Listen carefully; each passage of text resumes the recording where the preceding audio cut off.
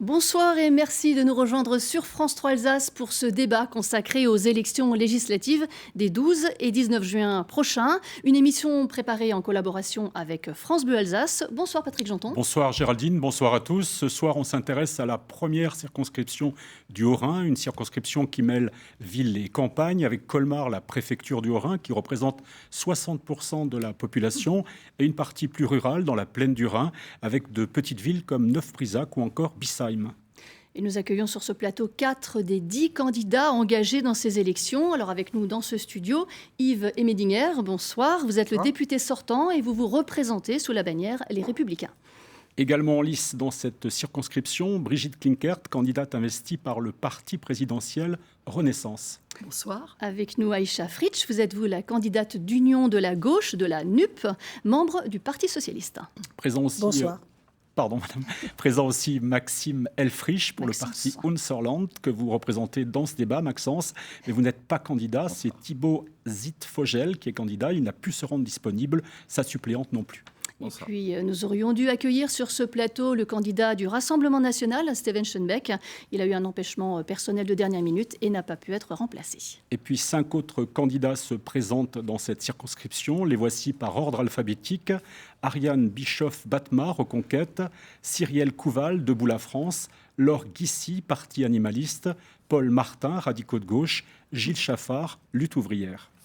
Alors on va ouvrir ce débat par un premier tour de table sur les forces en présence dans ces élections, dans cette première circonscription du Haut-Rhin. Yves Emedinger, vous êtes le député sortant, vous briguez donc un deuxième mandat. Le premier, je rappelle que vous l'avez pris en cours de route, au terme d'une élection partielle, après la démission d'Éric Stroman. On va voir les résultats de ce deuxième tour dans cette première circonscription. Vous l'avez emporté face à l'écologiste Frédéric Hilbert. Donc au final, vous avez fait 18 mois de mandat. Est-ce que c'est suffisant pour marquer le territoire ? Non, évidemment, 18 mois, c'est un mandat partiel, vu les circonstances que vous avez rappelées. Mais grâce à l'expérience que j'ai acquis pendant 25 ans comme élu municipal, 12 ans comme premier adjoint au maire de Colmar, également comme à l'époque conseiller régional, j'ai une parfaite connaissance du territoire et j'ai pu me mettre au travail immédiatement. Alors du territoire Colmar, mais la première circonscription, c'est pas que la ville de Colmar, c'est aussi toute la bande rhénane. Le territoire dans son ensemble, parce que j'étais également président du SCOT Colmar Rhin-Vosges, et donc le territoire sur lequel je suis intervenu avec les élus dans le cadre de l'urbanisme, ça allait ça épousait assez bien les contours de la circonscription. Alors vous partez avec donc sous la bannière Les Républicains, UDI. Alors, les centristes, quand même une question qui se pose, c'est qu'il y en a un qui ne vous soutient pas finalement dans cette élection, c'est le maire de Colmar, Éric Stroman. Est-ce que ça vous fait un caillou dans la chaussure ? Écoutez, moi je développe mes idées, mes convictions et je veux être utile au territoire. Évidemment, j'ai des convictions qui sont les miennes depuis toujours. Je n'ai pas changé en fonction des circonstances. Mais sur le non-soutien d'Éric Stroman. Un mot sur LR, vous êtes toujours LR. C'est pas facile à porter aujourd'hui après des présidentielles difficiles. Moi je ne me mêle pas, ça c'est des discussions très parisiennes. Des discussions d'étiquette. Moi, ça ne m'intéresse pas. Moi, je me bats pour mes concitoyens, pour mon territoire, celui de la première circonscription, de l'Alsace, pour mon pays aussi, puisqu'un député, c'est aussi un mandat local et national. Donc, moi, je ne rentre pas dans ces querelles qui sont très parisiennes. Je m'en mêle le moins possible. Donc, le résultat de Valérie Pécresse, moins de 5%, ne vous fait pas peur ? Ce n'est pas du tout la même élection. Là, il y a une dimension locale, il y a un lien avec la population que j'ai construit depuis 19 mois comme député, que j'avais largement construit déjà avant, à Colmar, mais pas uniquement à Colmar. Pour bien défendre sa population, il faut bien la connaître. Et pour bien connaître sa population, il faut être sur le terrain. Après, une élection législative, c'est ni une présidentielle, ni une sénatoriale. J'ai le soutien d'énormément de maires de toute la circonscription, d'élus, de pas d'élus, de responsables d'associations. Je l'affiche clairement. Moi, ce qui compte, c'est défendre mes concitoyens. Je connais particulièrement bien Colmar, notamment. Et donc, évidemment, j'ai travaillé avec Éric Stroman. Je continuerai à travailler avec lui si je suis élu, parce que ce qui compte, c'est pas les personnes. Il nous a dit qu'il ne vous soutenait pas, mais qu'il soutenait Brigitte Klinkert. Ce qui compte, c'est pas les personnes, c'est la défense de ses concitoyens. Et encore une fois, on n'est pas dans une élection sénatoriale. Donc voilà, peut-être faudra lui poser la question. On va donner la parole j'ai de très bonnes relations avec Éric Stroman et je travaillerai avec lui sans aucun souci dans l'intérêt supérieur de mon territoire. C'est bien noté. On va donner la parole à Brigitte Klinkert. Vous étiez la suppléante justement du député Stroman. Vous avez préféré en 2020 devenir ministre plutôt que député alors que vous étiez suppléante. Aujourd'hui, vous n'êtes plus ministre. Vous faites le choix de revenir dans votre circonscription. Pourquoi ce choix ? Parce que je souhaite être députée de la majorité et apporter une stabilité à la France et à l'Alsace dans une situation qui est quand même très compliquée, à la sortie d'une crise sanitaire inédite, telle qu'on n'en a pas connue depuis 100 ans, et avec quand même juste une guerre qui est aux portes de l'Europe. Donc le président a besoin d'une majorité. La seule boussole qui a toujours été la mienne, et qui est la mienne aujourd'hui encore, c'est d'agir, d'être utile au service de mes concitoyens. J'ai pu le faire, j'étais présidente du conseil départemental du Haut-Rhin, comme vous le savez. À cette occasion, je me suis battue pour la renaissance institutionnelle de l'Alsace. Si on a la collectivité européenne d'Alsace aujourd'hui, c'est grâce à mon travail et à celui de Frédéric Bierry. Je me suis battue aussi à l'époque, notamment dans le cadre de la crise sanitaire, pour sauver des vies, puisque je suis à l'initiative des transferts de patients vers l'Allemagne, c'est-à-dire la ministre, Suisse c'est plus important que député à vous écouter. On a l'impression qu'on a plus d'importance en étant ministre qu'en étant député. Et là, c'est ma question. Là, je vous parlais de mon travail de présidente du conseil départemental. Juste un petit mot sur mon travail de ministre, où j'ai été pendant 2 ans au service des plus fragiles. Et pourquoi ma nomination à ce poste ? Parce que j'étais présidente de conseil départemental, que j'avais initié un certain nombre d'actions innovantes dans l'insertion. Moi, j'ai envie de dire... Avec Eric Stroman, comme le RSA bénévolat. Donc cette action innovante, vous avez vu, le président de la République l'a repris, avec le RSA activité qui veut mettre en œuvre maintenant. Et surtout, et ça n'est pas neutre, j'étais le porte-voix de l'Alsace au sein du gouvernement et auprès d'Emmanuel Macron. Vous partez là avec sous la bannière de la majorité présidentielle. Comment vous comprenez-vous le soutien d'Éric Stroman ? C'est parce que c'est votre binôme à la CEA ? C'est parce que vous avez toujours fonctionné ensemble ? Est-ce qu'il va quitter les LR ? Alors là, vous poserez la question à Eric Stroman. Et on lui a posé, il n'a pas répondu. Donc. Je vais vous dire, j'ai beaucoup d'élus et de citoyens qui me soutiennent de tous bords, qu'ils soient LR, qu'ils soient centristes, qu'ils soient verts, et je m'en réjouis. Pour moi, ce qui est utile, c'est le travail au service de mes concitoyens et de mettre aujourd'hui mon expérience de ministre et mes réseaux auprès de Madame Borne, du président de la République et des membres du gouvernement, au service de nos concitoyens. Vous écoutez l'un et l'autre, on a l'impression qu'aujourd'hui, les étiquettes comptent beaucoup moins. Non, mais pour en vous, réalité... Madame Fritsch, vous vouliez prendre la parole. Oui. Et Cher Fritsch, on a l'impression que pour vous, l'étiquette compte. Vous êtes la NUP, vous êtes le Parti socialiste en Alsace. C'est important, vous ne cachez pas votre étiquette. Non, pas du tout, je ne la cache pas, parce que nous avons fait une union, et je suis fière de représenter cette union sur la première circonscription. Et vous êtes la seule candidate Parti socialiste en Alsace. Oui, et c'est d'autant plus que je porte une grosse responsabilité pour justement pour nos concitoyens, car aujourd'hui elle est mise à mal. Comment dirais-je, les gens ils sont de plus en plus pauvres et ils n'arrivent plus à joindre les deux bouts. Donc je suis là pour justement essayer et arriver à faire qu'on ait un gouvernement de gauche pour pouvoir mettre en place tout le programme de la NUPES pour redresser le système. Vous vous battez pour un Mélenchon Premier ministre ? Tout à fait. Tout à fait, je suis fière de le dire, oui. De toute façon, Madame Klinkert vient de le dire, qu'elle a amené des malades chez nos voisins. C'est très bien, bravo. Mais je pense qu'on aurait dû ne pas fermer des lits, ne pas mettre mise à mal notre système. Oui, notre système à mal, que ce soit au niveau de la santé, absolument, que ce soit au niveau de l'éducation. Alors je suis là pour défendre toutes ces personnes qui sont... Parce que c'est nos enfants qu'on est en train de mettre à mal. On est en train de... Moi, je regrette qu'il ait fallu demander aux Allemands, effectivement, de venir nous sauver parce que nos services publics fonctionnent plus bien et que 5700 lits ont été fermés. La situation à Mulhouse, je peux en témoigner, était particulière à cette époque. Oui, justement, mais il faut savoir que justement, il faut savoir, excusez-moi, il faut savoir que quand même, en 2019, fin 2019, il y avait une grève à Mulhouse des urgentistes. Donc la crise, effectivement, la crise sanitaire est venue à ce moment-là. Mais ils sont venus bosser, ces personnes. Oui. Et ils n'ont rien demandé à personne. Alors que là, on leur promet des augmentations de salaire et ils ne les ont pas eues encore. Donc je crois que si les gens votaient pour la NUPES, je pense qu'on mettrait... on mettrait tout ça au clair et on essaierait, on va faire de façon à ce que au niveau des hôpitaux,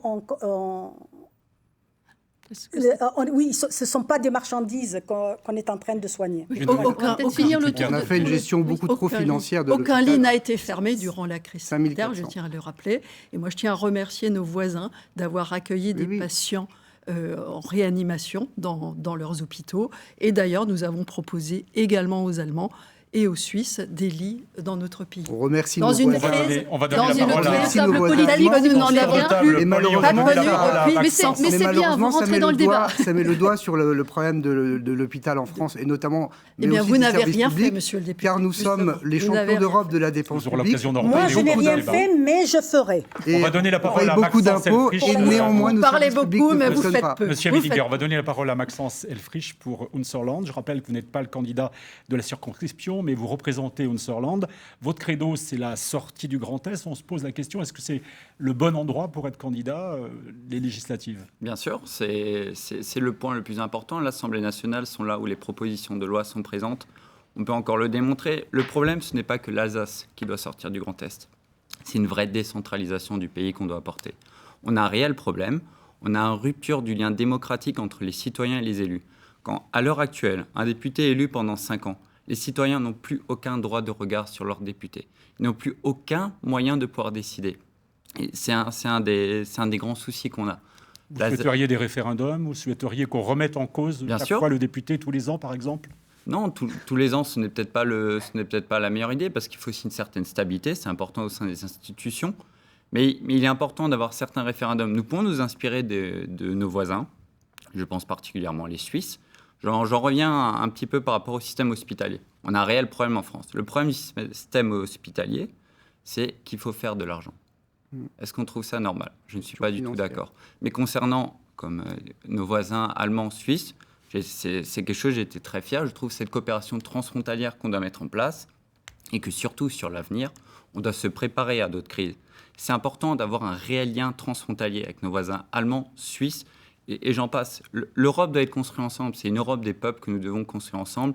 Et c'est le boulot des députés, c'est le boulot des députés d'Unserland qui rejoindront le groupe Liberté et Territoire, qui ont 15 députés à l'Assemblée nationale qui l'exécuteront. Donc c'est un groupe qui défend les intérêts des régions.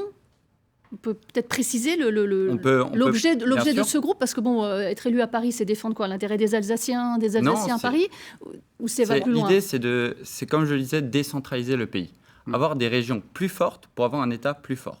C'est très bête. Le problème de ce Grand Est, on nous avait promis des milliers d'économies, des centaines de millions d'économies. J'en pense à M. Jean Rotner, qui en 2015 était un pourvoyeur de l'Alsace, un grand défenseur de l'Alsace. Mais quand on lui a proposé un joli poste de président du Grand Est, vous estimez qu'il a trahi? Il a trahi. Ça a été une réelle trahison pour les Alsaciens. Et c'était une trahison de la jeunesse. Pourquoi, à l'heure actuelle, on a énormément d'abstention? Et parce que la parole des politiques, je ne mettrai pas tout le monde dans la même case, il ne faut pas tergiverser, mais c'est important de montrer qu'encore Jean Rotner a montré que les Alsaciens ne peuvent pas avoir confiance en leur président. Et il est temps que leurs présidents ou leurs députés, leurs conseillers départementaux, conseillers régionaux doivent répondre aux citoyens et doivent pouvoir accéder à ça. Je pense aussi que pour redorer le blason de la politique, parce que la politique c'est important, c'est la démocratie, et on voit bien que la démocratie ici ou là, elle peut être mise en question, et il faut être très vigilant là-dessus. Il faut aussi que les élus se comportent de manière exemplaire. Vous parliez de mon prédécesseur tout à l'heure, Éric Schroman. Il a été élu en tant que député LR, avec une suppléante, Brigitte Klinkert, qui était LR.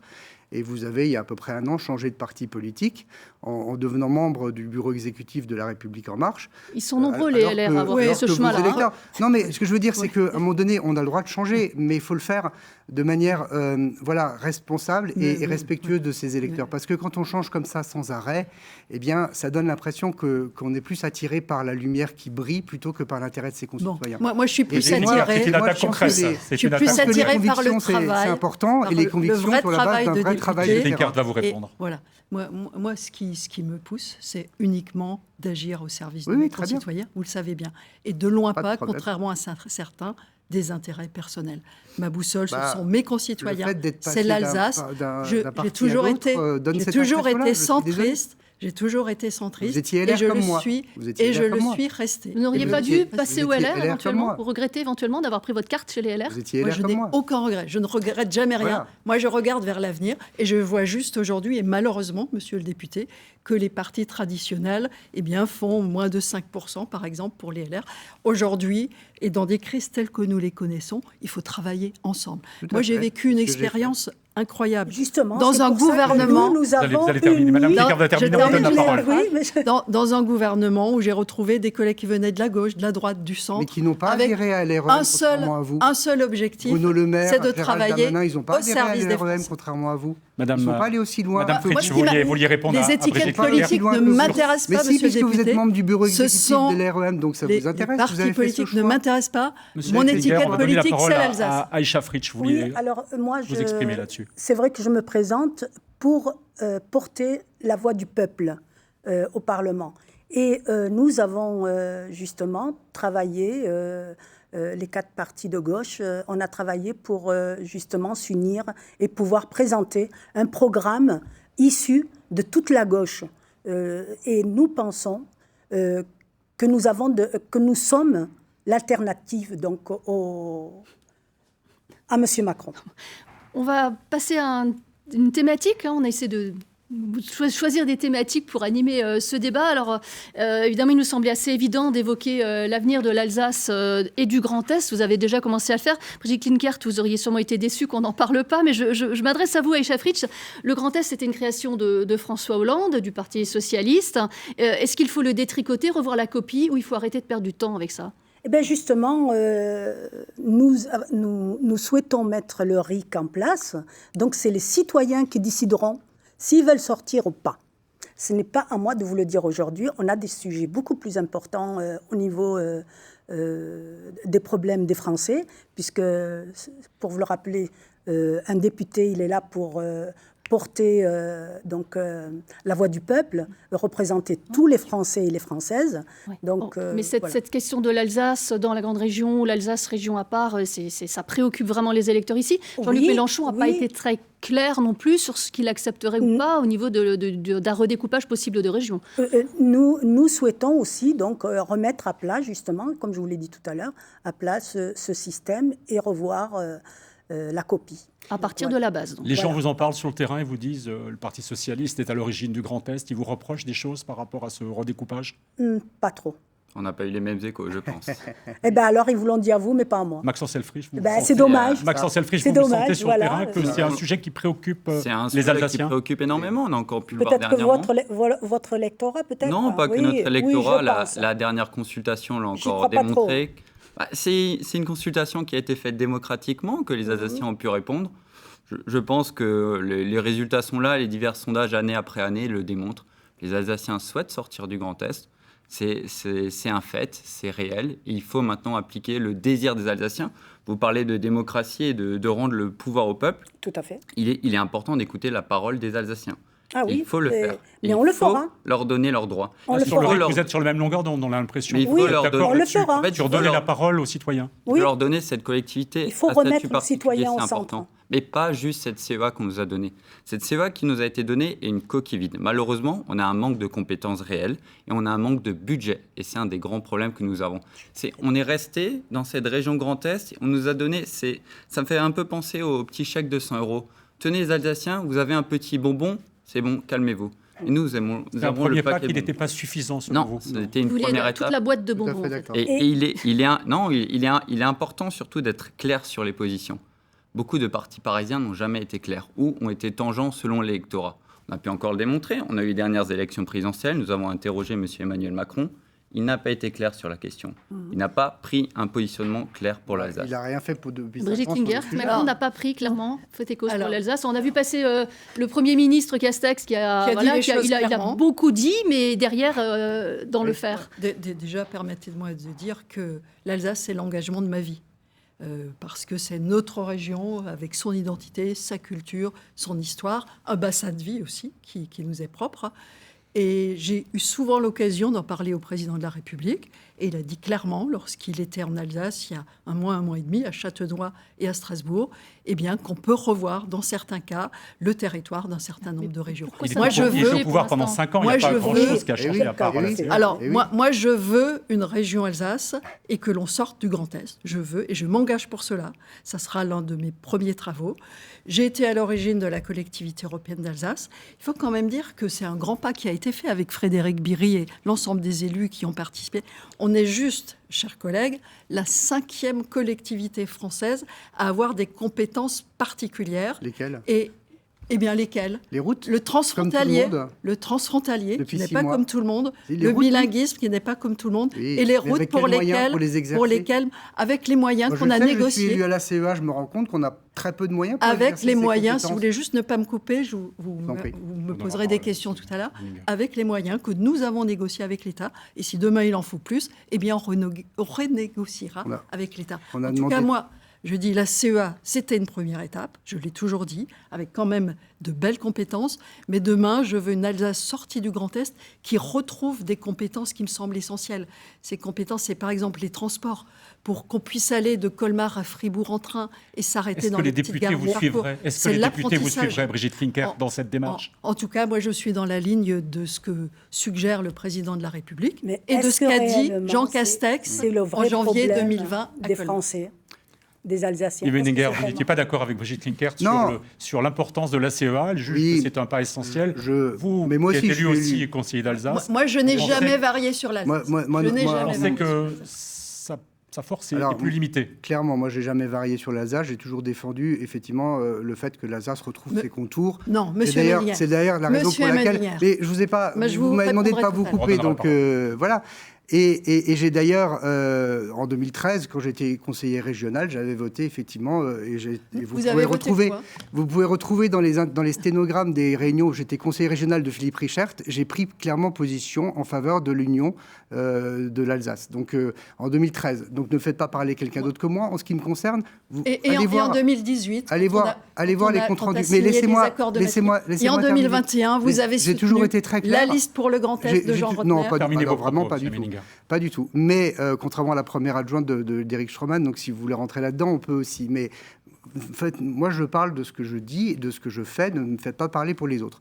Moi, j'ai toujours été très clair sur le sujet. J'ai le soutien du mouvement pour l'Alsace parce que je suis effectivement défavorable à l'organisation aujourd'hui de la région qui va jusqu'aux portes de Paris. C'est un non-sens économique, c'est un non-sens idéologique et c'est un non-sens par rapport à nos traditions alsaciennes qu'on doit faire vivre et qui sont très fortes. Maintenant, il faut aussi élargir le débat. Aujourd'hui, en France, on est les champions du monde des prélèvements obligatoires. On est ceux qui payent le plus d'impôts, que ce soit les entreprises ou les particuliers. On est les champions d'Europe de la dépense publique et on l'a évoqué. Qui a longtemps été au pouvoir. Oui, mais les responsabilités. Co-responsables, on va dire. Mais tout à fait, les responsabilités sont partagées. Vous savez, les choses sont jamais toutes blanches ou tout noires. Et moi, je suis un élu qui s'intéresse pas aux étiquettes. J'ai 37% des textes que j'ai votés à l'Assemblée, c'est des textes de la majorité. Quand une loi est bonne, on la vote. Quand elle n'est pas bonne, on la combat. Et ce qui compte, c'est le résultat. Moi, j'ai travaillé dans le privé toute ma vie comme salarié et j'ai la culture du résultat. Mais ce que je veux dire, c'est que si l'hôpital aujourd'hui ne fonctionne pas, si l'éducation nationale ne fonctionne pas bien, alors qu'on est le pays qui injectons le plus d'argent public là-dedans, c'est la faute au centralisme. On ne peut pas continuer à tout gérer depuis Paris et ensuite à appliquer les choses de manière uniforme. Moi, je ne veux pas que tout remonte à Paris. Il faut donner plus de pouvoir au territoire. Et c'est pour ça qu'il faut créer le conseiller territorial. Il faut aussi réduire le nombre d'élus. C'est ce que propose Emmanuel Macron. On a trop d'élus. Mais sur certains points, on peut être d'accord. Il n'y a pas de souci. La politique, c'est pas la guerre. Et il y a des points de convergence. D'ailleurs, à la CEA, on siège pourquoi il ne l'a pas groupe. Fait avant ? Mais la question, c'est pourquoi Emmanuel Macron... juste une grosse crise. Emmanuel Macron avait 5 ans pour le faire. En fin de mandat. Et quand François Hollande a créé les grandes régions, Emmanuel Macron était à l'Élysée et était ministre des Finances de François Hollande. Ça fait 10 ans. Et maintenant, il découvre l'intérêt de l'Alsace. Malheureusement, je n'y crois pas. Moi, je veux un vrai engagement là-dessus. On est en train de mettre mise à mal notre système. Et en ce qui concerne la CEA, je vous dis terminer là-dessus. La CEA, aujourd'hui, l'idée, c'était de faire une CEA, une collectivité à statut particulier. D'ailleurs, mon prédécesseur, comme d'ailleurs la plupart des députés LR à l'Assemblée nationale, se sont battus pour ça. Eh bien, nous avons une collectivité à malheureusement, le gouvernement n'a pas voulu aller là-dessus. Et maintenant, tout d'un coup, soi-disant, il serait favorable à ça. La CEA a très peu de pouvoir de plus qu'un gros département. Et moi, je veux vraiment qu'on donne du pouvoir aux vous régions. Avez l'air d'être mais aux régions. Vous êtes d'accord là-dessus? Pour revenir aux décisions qui sont prises par Paris et qui concernent l'Alsace, parce qu'il faut qu'on déroule quand même doucement ce débat avec des thématiques. Il y en a une qui est arrivée de Paris, c'est la fermeture de Fessenheim, de la centrale nucléaire. Ce territoire, votre territoire, alors la centrale n'est pas directement dans la première circonscription, mais alors elle est vraiment à la lisière, et l'impact de cette fermeture a été important. Brigitte Klinkert, vous étiez au gouvernement. Pour l'instant, les dossiers de l'après Fessenheim, on peut dire que ça piétine. Et cette fermeture, c'est une décision d'Emmanuel Macron. Je vous répondrai tout de suite. Je me permets juste de dire que jamais aucun gouvernement et aucun président de la République n'a fait autant pour l'Alsace qu'Emmanuel Macron en tant que président, et Jean Castex et Édouard Philippe en tant que Premier ministre. Jamais. Et alors, sur l'après Fessenheim, Emmanuel Macron décide de la fermeture de Fessenheim. C'est Hollande qui l'annonce d'abord, et c'est Macron qui la ferme. Oui. Alors moi, je vais être claire. Allez-y. Moi aussi, j'étais alors présidente du conseil départemental du Haut-Rhin, et j'étais contre la fermeture de la centrale nucléaire de Fessenheim. Mais on savait depuis des dizaines d'années qu'on allait fermer. Vous demandiez des échéances. Et cette centrale avait plus de 40 ans. Vous savez, lorsqu'on est élu, il faut aussi parfois prendre des décisions qui ne sont pas faciles. En tant que présidente du conseil départemental, à l'époque, je me suis dit, la centrale ferme, c'est un défi immense pour l'avenir de ce territoire. Faisons de ce territoire de Fessenheim une vitrine, un laboratoire des énergies nouvelles. Alors, 2 ans après la fermeture, il n'y a pas grand-chose de fait. Alors, il y a ceux qui parlent et il y a ceux qui font. Permettez-moi de dire... sur le fronton des mairies du territoire... Permettez-moi de dire, une fois de plus, il y a le député qui parle beaucoup, qui communique, et moi je fais. Ouais. Eh bien, moi je suis actuellement en contact avec des entreprises qui ne vont pas tarder à faire savoir qu'elles vont s'implanter sur ce territoire, avec des salariés qui vont pouvoir être recrutés sur ce territoire et des investissements rapides. En matière de fiscalité, par exemple, tout n'est pas réglé encore. Justement, si. Alors, c'est une info. C'est une info que je vais vous donner, puisque le Premier ministre a écrit au président de la communauté de communes, Gérard Hugues, il y a environ un mois. 2 jours avant de quitter Matignon. En tout cas, ça engage l'État. Terminez vos propos. Ça engage l'État pour dire aux élus de la communauté de communes qu'après 2024, parce que 2024, c'était la fin de la compensation de la fiscalité de Fessenheim, eh bien que l'État restera aux côtés de la communauté de communes aussi après 2024. Aïcha Fritsch, je vais vous donner la parole parce que vous êtes anti-nucléaire. Vous battiez pour la fermeture de Fessenheim. C'est arrivé. Les écologistes qui se retrouvent autour de vous ont combattu pendant très longtemps, ont réclamé cette fermeture de Fessenheim. C'est une bonne chose pour ce territoire que Fessenheim est fermé ? Oui, c'est une bonne chose, mais il faut repenser le après Fessenheim, justement. On veut sortir petit à petit du nucléaire pour de l'écologie renouvelable. Et effectivement, sur le territoire, il faudra trouver des emplois dans les énergies renouvelables. Il faut attirer des entreprises comme Mme Klinkert vient de le dire. Comment on fait ? On fait le beau pour faire venir les gens ? Il faudra trouver tout un système, pour pouvoir remettre des entreprises pour le recyclage, qui amènent de l'emploi. Emmanuel Macron, le président de la République, a annoncé en novembre qu'il voulait relancer la filière nucléaire en France. C'est quelque chose qui a dû vous choquer. Il faut arrêter nos enfants, pour l'avenir de la France, je pense qu'il faut revoir tout ça, que ce n'est pas des centrales nucléaires qu'il faut ouvrir, c'est les énergies renouvelables, c'est les éoliennes, c'est tout ça qu'il faut mettre en place en France. Yves Médinger, comment on fait pour aider un territoire qui est quand même encore sous le coup d'un traumatisme, on peut le dire, fragilisé par une fermeture idéologique. Moi, je n'aurais jamais accepté de rentrer dans un gouvernement qui a fermé Fessenheim de manière prématurée. On savait que ça devait être fermé à un moment donné, mais ça a été fermé prématuré sans que rien ne soit fait, parce qu'il y a eu beaucoup de promesses. Il y a eu des ministres qui sont venus ces dernières années faire des promesses en disant on va revitaliser le territoire de Normandie. Eh bien, vous verrez le ministre de Normandie, le ministre Le Cornu qui est venu, et maintenant Jean Castex 2 jours avant de quitter Matignon, qui fait des promesses. J'étais tout le week-end sur le territoire, et j'ai vu encore sur le fronton des mairies des banderoles qui disent Macron, le responsable de la faillite du territoire. Moi, j'ai reçu des investisseurs. Effectivement, il y a des projets. J'en ai soutenu 2 qui vont, je l'espère, aboutir. Et puis, il y a un point qui me tient particulièrement à cœur. C'est l'installation d'une centrale à hydrogène. Parce qu'effectivement, maintenant, il faut se projeter dans l'avenir du territoire. Il faut recréer l'activité économique sur le territoire. Ça sera parce que maintenant, la fermeture est terminée. La centrale. Et j'ai même eu des conseillers du ministre de l'Industrie et du ministre des Finances qui sont venus et qui ont travaillé avec moi concrètement pour que cette centrale à hydrogène puisse voir le jour assez rapidement. À la fois parce que ça crée des emplois. Il faut la créer d'ici 2 ou 3 ans. J'ai bon espoir qu'elle se fasse. Des conseillers de Monsieur le maire que Madame Picard connaît bien. Que vous recevez mais que je connais bien aussi, avec qui j'ai travaillé et qui sont venus en novembre de l'année dernière avec moi sur le territoire pour créer cette centrale hydrogène. Et un autre point sur lequel je travaille avec eux et j'ai bon espoir d'aboutir, on a vu pendant la crise Covid que la France avait perdu de la souveraineté, notamment pharmaceutique, et qu'on était dépendant pour nos médicaments. On est sur le territoire au bord du Rhin, à quelques kilomètres de Bâle, qui est un centre mondial de l'industrie pharmaceutique. Faisons du territoire au bord du Rhin un centre pilote pour la réindustrialisation pharmaceutique. J'ai des contacts avec des laboratoires, j'ai des contacts avec des entreprises qui sont prêtes à s'installer. Il y a des discussions pour trouver Ils n'ont jamais fait autant d'argent que pendant cette crise. On va donner la parole à Maxence et moi, je me bats là-dessus parce qu'il faut recréer de l'activité, recréer de la richesse et recréer de l'emploi. On l'a bien noté. On va donner la parole à Maxence Selfrisch sur ce problème du nucléaire. On connaît peu vos positions en Hunserland. Vous voulez une énergie produite en Alsace. Vous êtes pour le nucléaire, contre le nucléaire. Quelle est votre position par rapport à la fermeture récente de Fessenheim, par exemple ? Ce n'est pas d'avoir une énergie que produite en Alsace. Ce n'est pas l'intérêt. C'est avoir une énergie produite en Europe. C'est important d'avoir une coopération européenne, une coopération transfrontalière. L'un des problèmes de Fessenheim, c'est qu'il n'y avait aucun plan d'après. On a eu ce souci de on ferme. Et demain, qu'est-ce qu'on fait ? Bon, on va se mettre autour d'une table, on va essayer de trouver des entreprises. Vous étiez pour cette fermeture vous-même ou pas ? De moi-même, c'était un sujet. On avait prévu, on voulait la fermer, mais il fallait la fermer avec méthodologie. C'était important. C'est qu'il fallait qu'il y ait un projet associé avant. Voilà. Ça allait trop vite, en fait ? Ça allait trop vite, d'une certaine façon, même si elle méritait d'être fermée. Oui. Mais il le fallait, mais avec étapes. Il fallait des vrais plans. En Suisse, ils ont fermé une centrale nucléaire. Un plan était prévu depuis 5 ans en avant.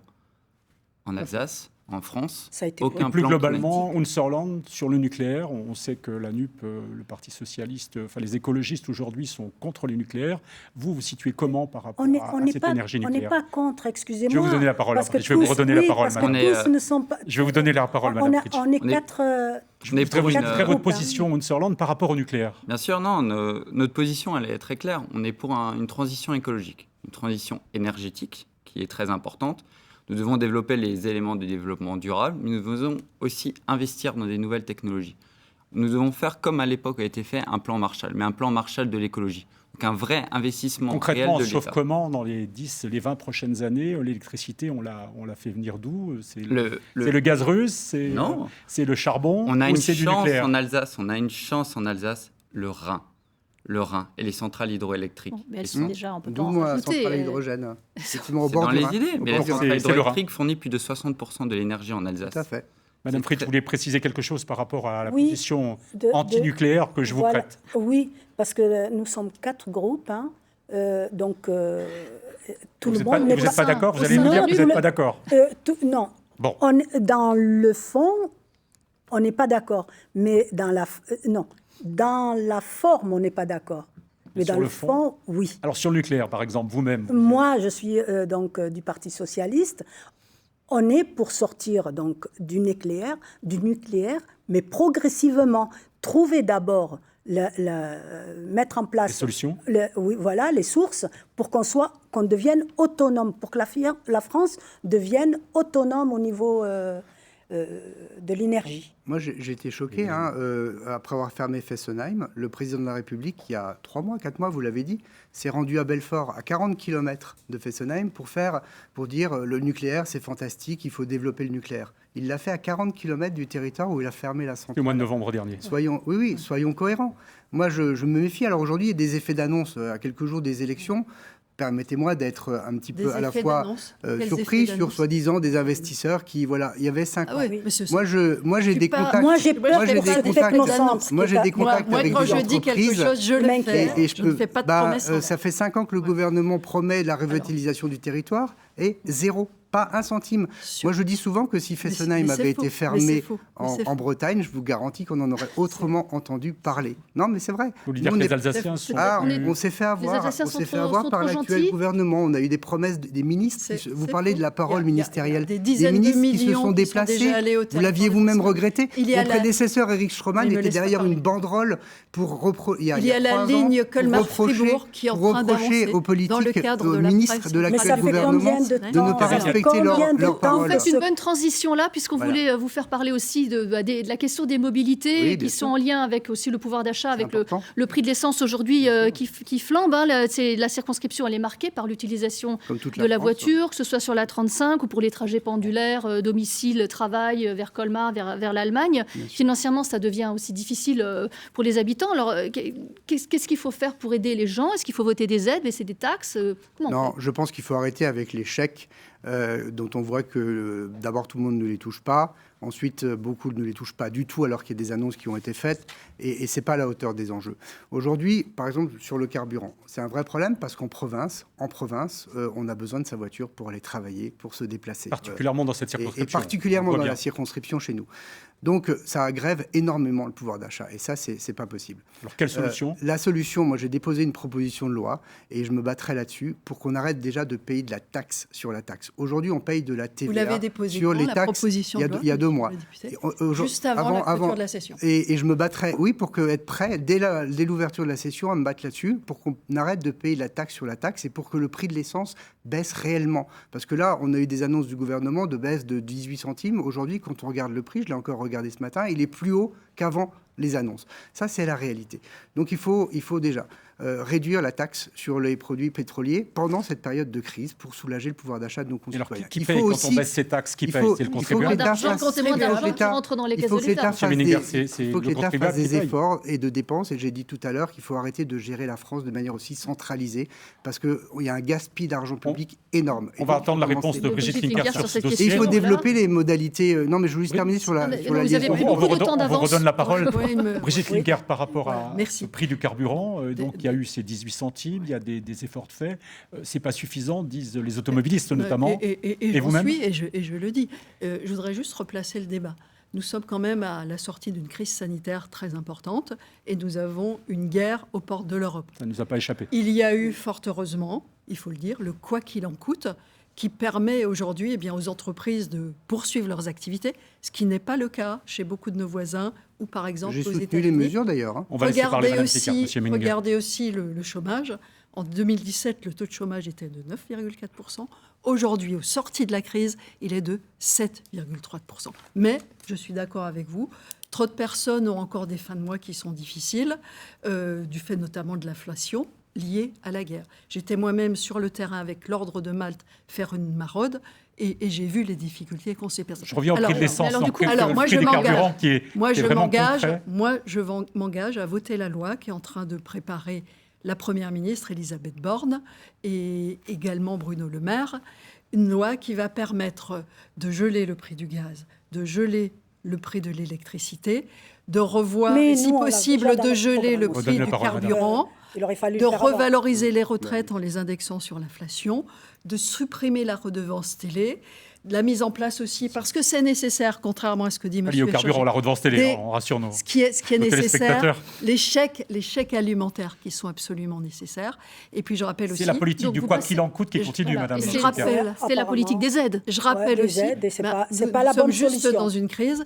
Et puis je rappelle aussi que pour le pouvoir d'achat, la meilleure solution, c'est le travail. J'étais ministre de l'Insertion pendant 2 ans. On va mettre en place... Nous allons mettre en place le RSA activité qui va permettre d'aller chercher les plus fragiles et de leur proposer un accompagnement de 15 à 20 heures par semaine pour les ramener peu à peu vers une activité et vers un emploi. Madame Fritsch, Aïcha Fritsch, je vous ai entendu, vous dites trop d'aide aux entreprises, c'est oui, ça? Vous dénoncez.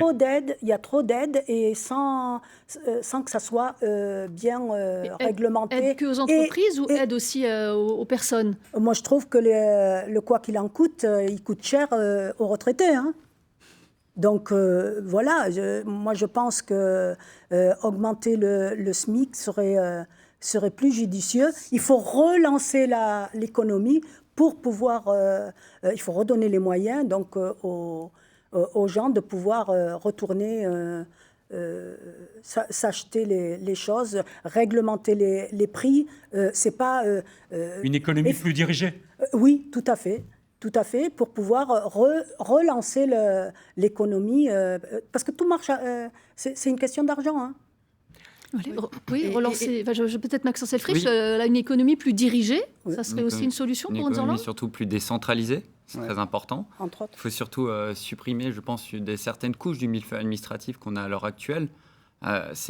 C'est vraiment important de démontrer aussi en France, quand un salarié d'une PME, je parle d'un employeur, les salaires sont relativement faibles à l'heure actuelle en France, mais le coût du salaire pour les patrons est énorme.